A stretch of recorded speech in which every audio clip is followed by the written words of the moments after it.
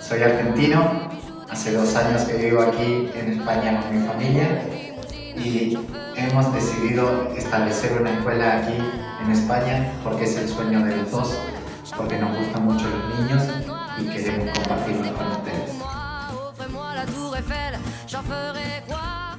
Moikka, olen Emiliano Argentiinasta. Minulla on perhe, vaimo ja 3 lasta. Meidän perheemme haaveena on ollut aina, että meillä olisi joskus oma koulu. Viime keväänä tapasimme suomalaisen perheen, jonka lapset tarvitsivat koulupaikkaa.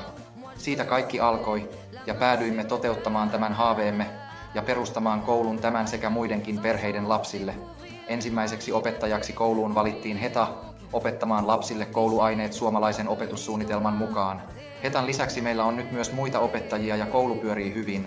Olemme pian aloittamassa myös toisen suomalaisen opettajan kanssa. Tänä syksynä koulussa on opiskellut jo 15 lasta. Ollaan tosi onnellisia ja tyytyväisiä tähän tilanteeseen. Olemme saaneet kivasti kyselyitä jo uusien oppilaiden osalta ja olemme laajentamassa koulua. Jos olet kiinnostunut liittymään joukkoomme, olet lämpimästi tervetullut. Tästä työ.